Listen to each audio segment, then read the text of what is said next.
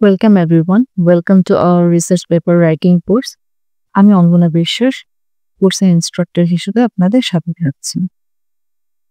আমরা একটু মনে করার চেষ্টা করি আমাদের আগের লেসনগুলোতে আমরা কি শিখে এসেছি। আমরা আগের লেসন থেকে দেখেছিলাম আমাদের রিসার্চ পেপার রিডিং কতটা গুরুত্বপূর্ণ। রিসার্চ পেপার কিভাবে আমাদেরকে রিড করতে হবে, কিভাবে ইনফরমেশন গ্যাদার করতে হবে।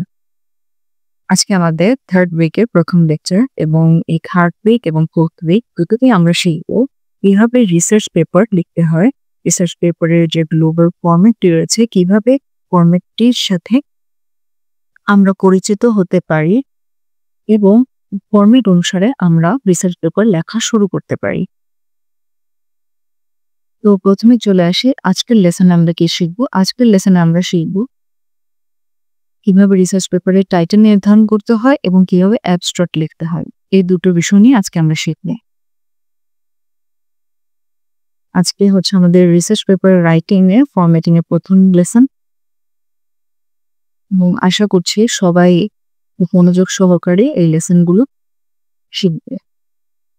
তো প্রথমে চলে আসে স্টেপ 1।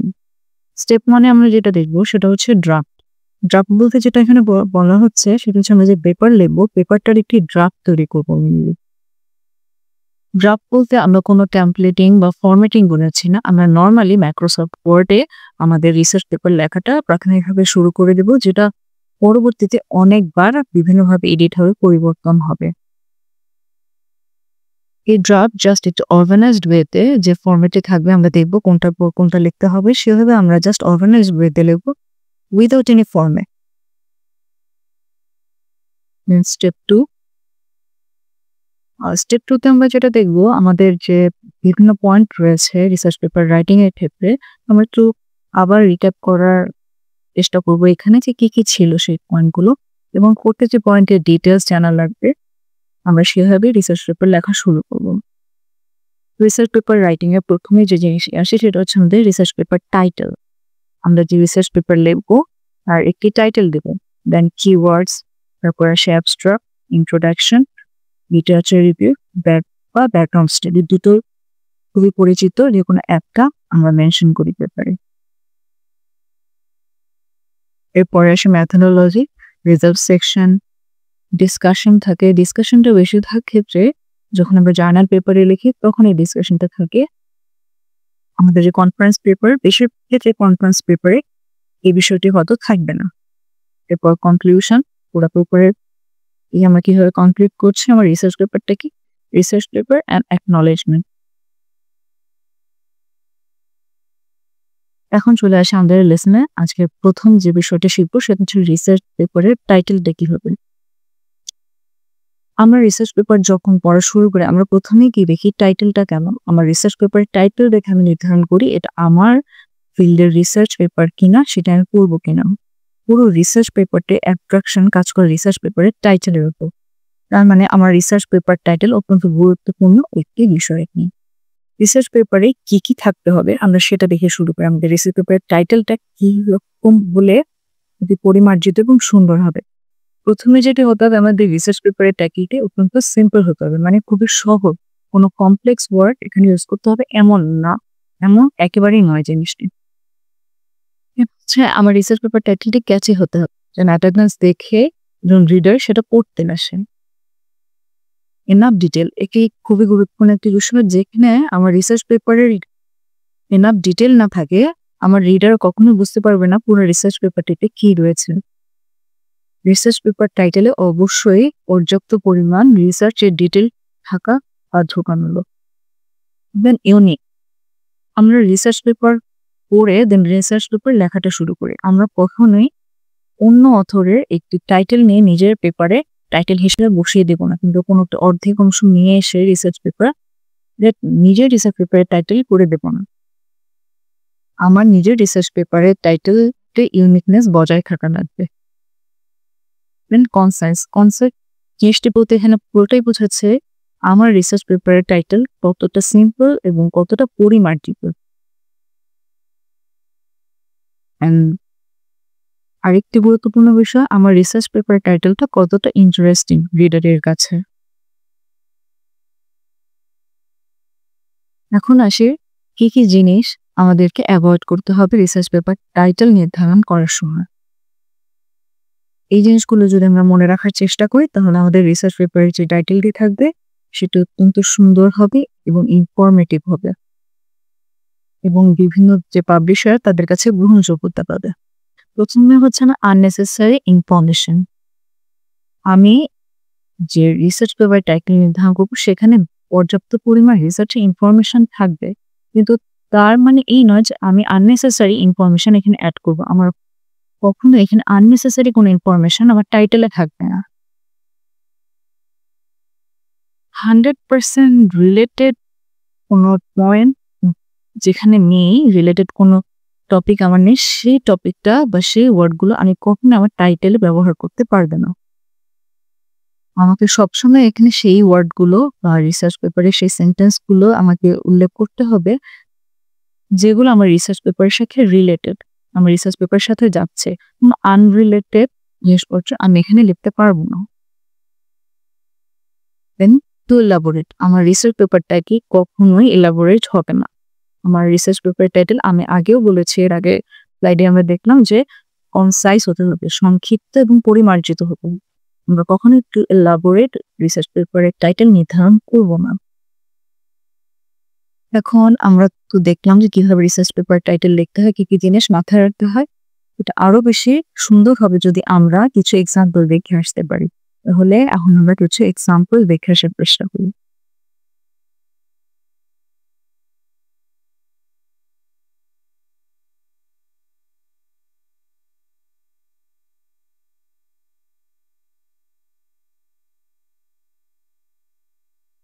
এখানে আমরা যে পেপারটি দেখতে পাচ্ছি এই যে এমডিপি এর জার্নালের একটি পেপার, নিঃসন্দেহে খুবই ভালো একটি জার্নাল।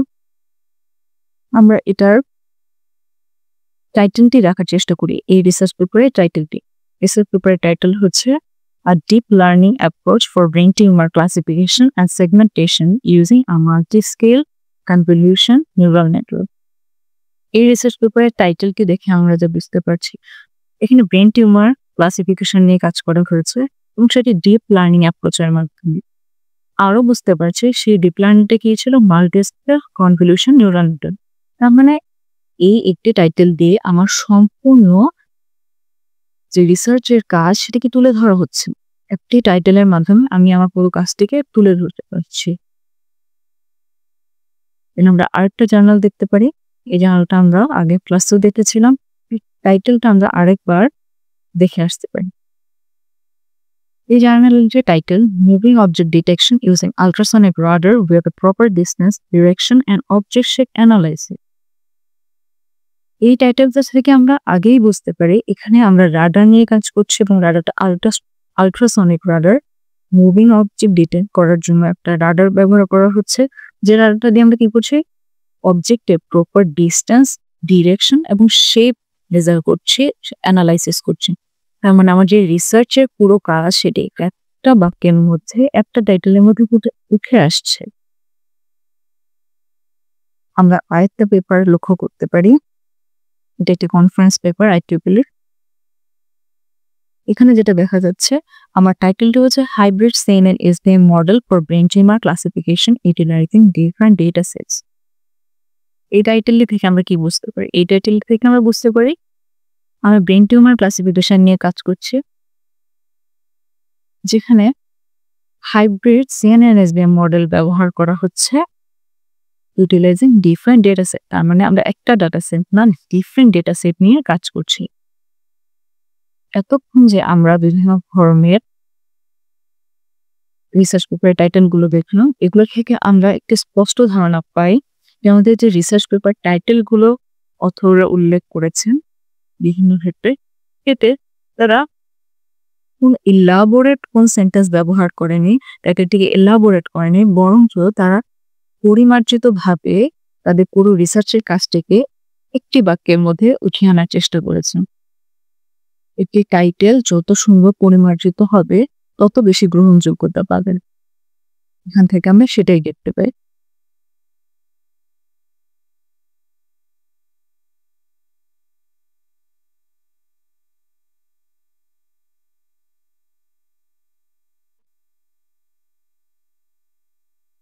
আমাদের পরবর্তী টপিক কিওয়ার্ডস। আমরা অনেক সময় রিসার্চ পেপারের টাইটেল, অ্যাবস্ট্রাক্ট, তারপরে কিওয়ার্ডস নামে একটি অংশ দেখতে পাই। কিওয়ার্ডস বলতে কি বোঝানো হচ্ছে এখানে?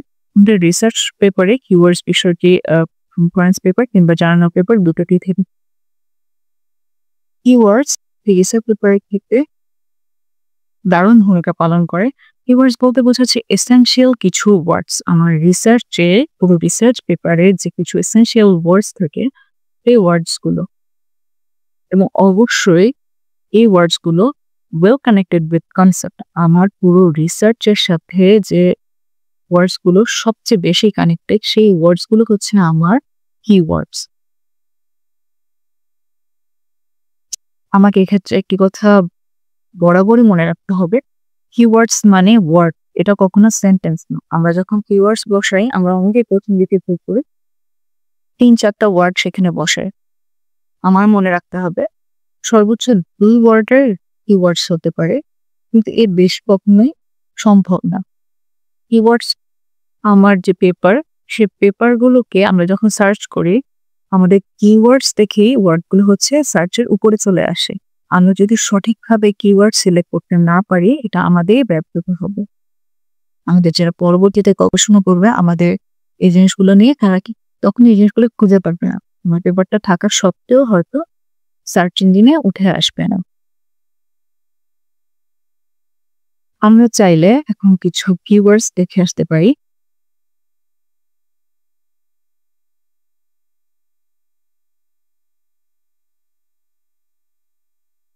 আমরা যে একটু আগে এনডিপিআই পেপারটি দেখছিলাম, এই রিসার্চ পেপারটি কিওয়ার্ডস এর দিকে আমরা লক্ষ্য করতে পারি।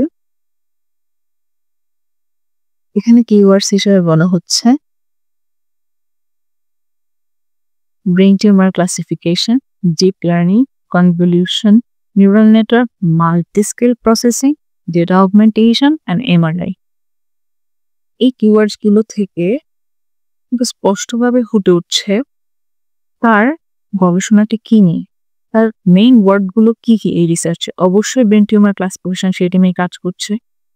তার ক্লাসিফায়ারটা হচ্ছে ডিপ লার্নিং ক্লাসিফায়ার ইউজ করেছে, কনভলিউশন নিউরাল নেটওয়ার্ক ইউজ করেছেন, মাল্টিস্কেল প্রসেসিং ব্যবহার করেছেন, ডেটা অগমেন্টেশন ইউজ করেছেন ডেটাগুলো ভ্যারিয়েশন আনার জন্য, এবং যে ইমেজগুলো ছিল সেগুলো হচ্ছে এমআরআই ইমেজ ছিল। এগুলো নিঃসন্দেহে তার রিসার্চ পেপারে গুরুত্বপূর্ণ ওয়ার্ড। এগুলো তিনি তার কিওয়ার্ডসে ব্যবহার করেছেন।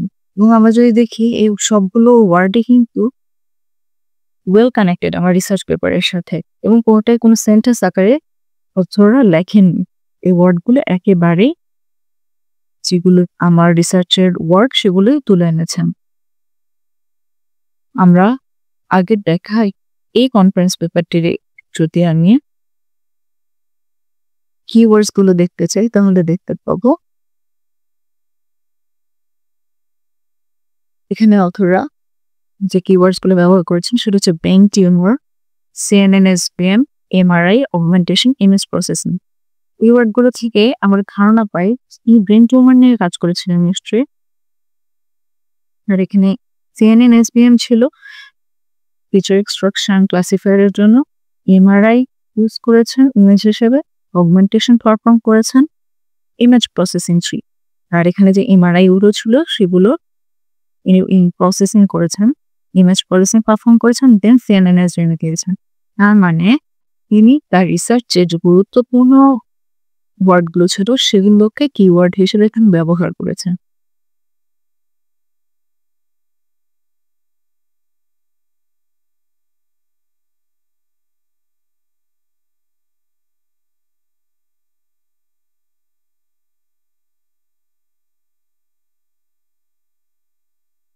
ওকে, আমরা কিন্তু দেখেছি আমাদের যে রিসার্চ পেপার টাইটেল হবে, টাইটেলটা সবসময় খুবই কনসাইজ হবে এবং ইনফরমেটিভ হবে, যেন আমরা রিসার্চ পেপারের সব ধরনের ইনফরমেশনকে আমরা কিছু ওয়ার্ডের মধ্যে আমরা একটা টাইটেল আকারে প্রকাশ করতে পারি।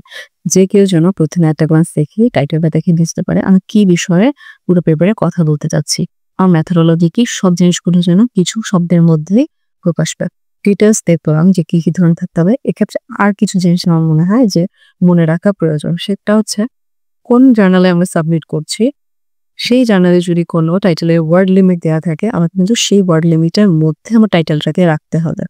আরেকটা কথা মাথায় রাখতে হবে, আমার টাইটেলে কখনোই ম্যাথমেটিক্যাল ফর্মুলা কিংবা কোনো ধরনের খুব বড় ধরনের অ্যাব্রিভিয়েশন ওয়ার্ড এগুলো কখনোই থাকবে না। আমরা আগেও দেখেছি টাইটেলটা কি হবে, খুবই কনসাইজ একটা জিনিস হবে, সংক্ষিপ্ত একটা বিষয়। তার মানে ওয়ার্ড লিমিটকে মাথায় রাখতে হবে। অথর গাইডলাইন্স মানে এটাই বোঝাচ্ছে যে আমাদের যে এখানে আমরা সাবমিট করব তার অথর গাইডলাইন্সটা ফার্স্টে আমাকে খুব ভালোভাবে পড়তে হবে, স্পষ্টভাবে বুঝতে হবে কি চাচ্ছে, তাদের ক্রাইটেরিয়াটা কি। সেখানে যদি টাইটেলটাকে আমাকে কিভাবে লিখতে বলছে সেই অনুসারে আমি কি করব, টাইটেলটাকে লিখব। এই জিনিসগুলোকে আমার টাইটেল লেখার সময় মাথায় রাখতে হবে। অথর গাইডলাইন্সের যে সেকশনটা থাকবে ওই জার্নালে, সেখানে কিন্তু ভালোভাবে ডিটেলস করে দেওয়া থাকে যে কিভাবে তারা কাটছে, কিভাবে তারা জিনিসটাকে লিখতে বলছে, তাদের ওয়ার্ড লিমিট আছে কিনা কোনো, এই ধরনের জিনিসগুলোকে স্পষ্ট হয়ে দেন আমি কি করব, আমার রাইটিংটাকে সেট করব।